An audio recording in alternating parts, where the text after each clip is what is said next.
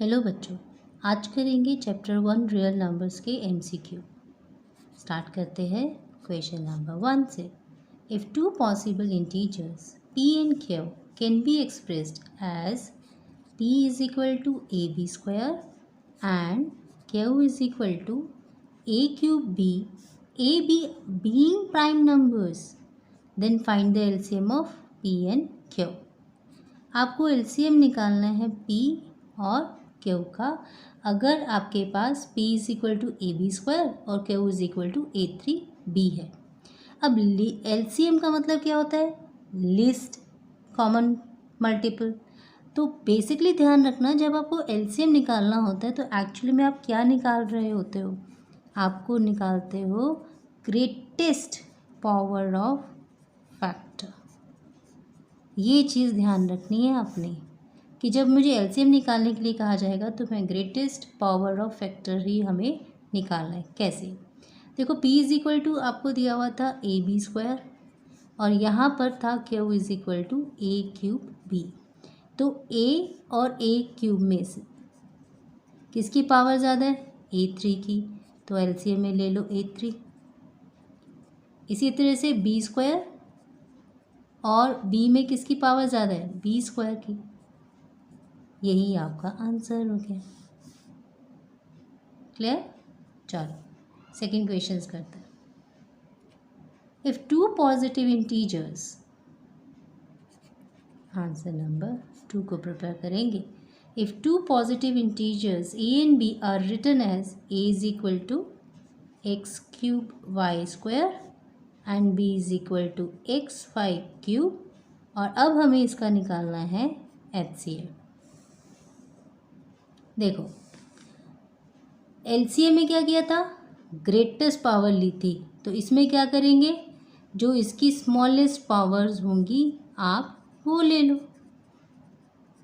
अब x cube और x में किसकी पावर छोटी है? एक्स की।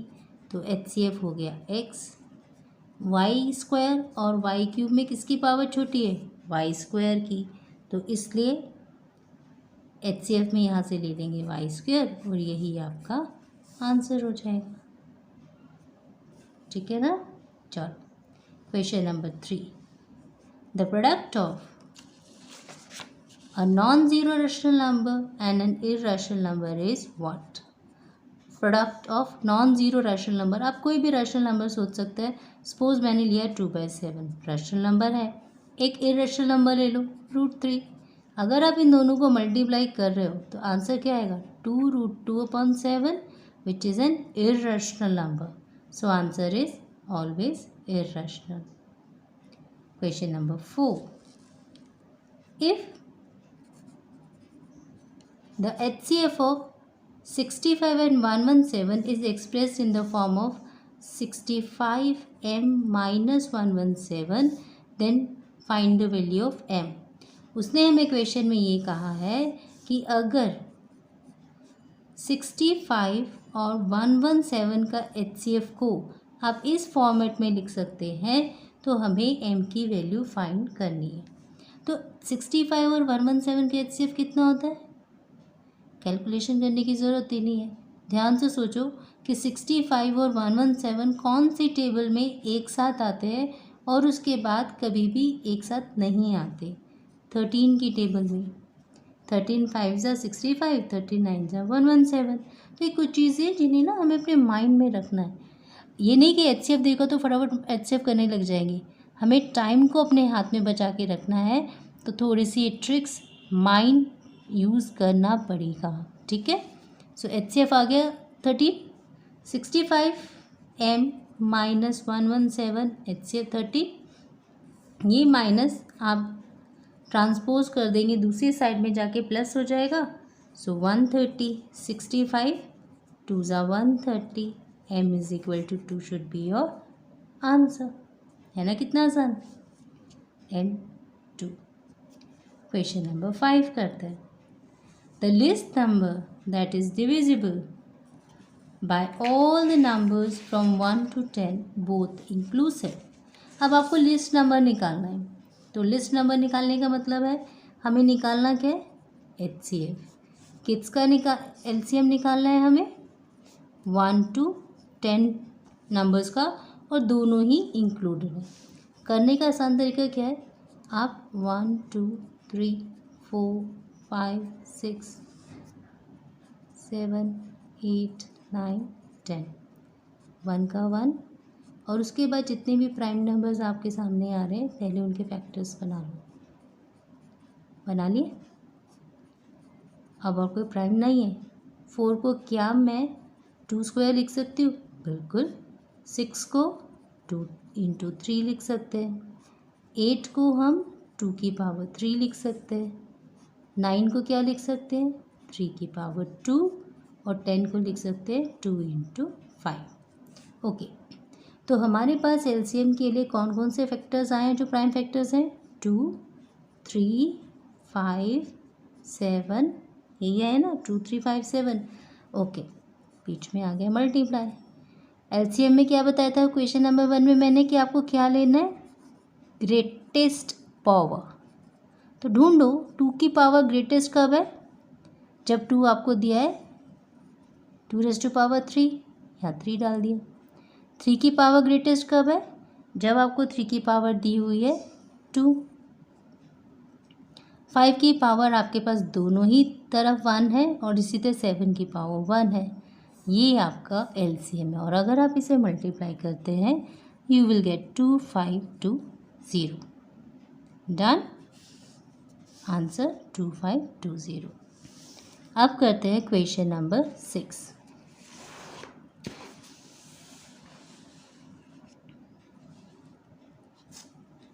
Answer number 6, the decimal expansion of the rational number 14587 upon 1250 will terminate after how many decimal places? आपको ये बताना है कि ये नंबर कितने डेसिमल प्लेसेस के बाद जाकर टर्मिनेट हो जाएगा। सबसे पहले ऐसे क्वेश्चंस के लिए हमें इसे स्टैंडर्ड फॉर्म में लाने की ज़रूरत होती है, बट ये ऑलरेडी स्टैंडर्ड फॉर्म में है, तो आपने इसके फैक्टर्स बना लिए। राइट, स्टार्ट करें फैक्टर बनाना।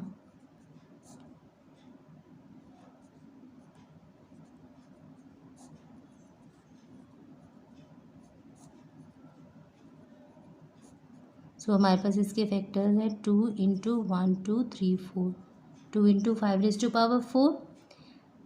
2 और 5 दोनों प्राइम नंबर्स हैं। इन दोनों में से जिसकी पावर ज़्यादा हो वही आपका आंसर है।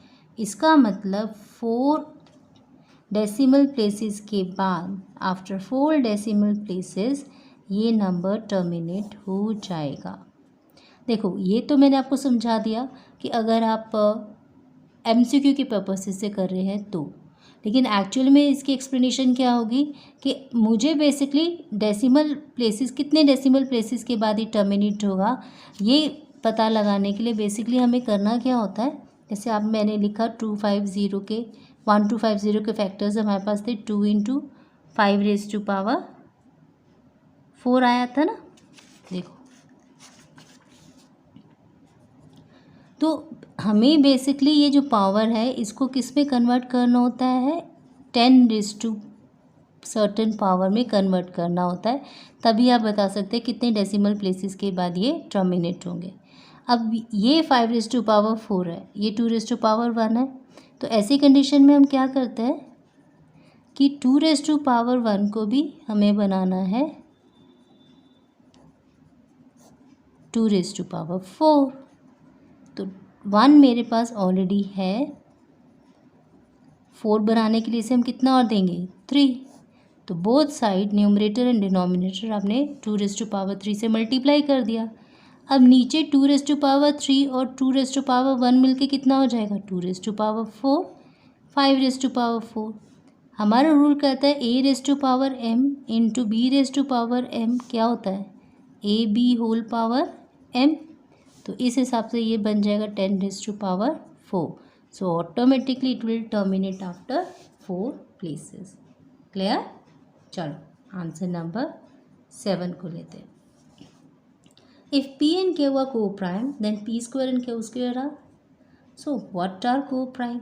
उसने क्वेश्चन दिया था कि अगर P और Q को प्राइम नंबर हो तो इनके स्क्वायर क्या होंगे। तो सबसे पहले पता होना चाहिए कि को प्राइम क्या किस नंबर्स को कहते हैं।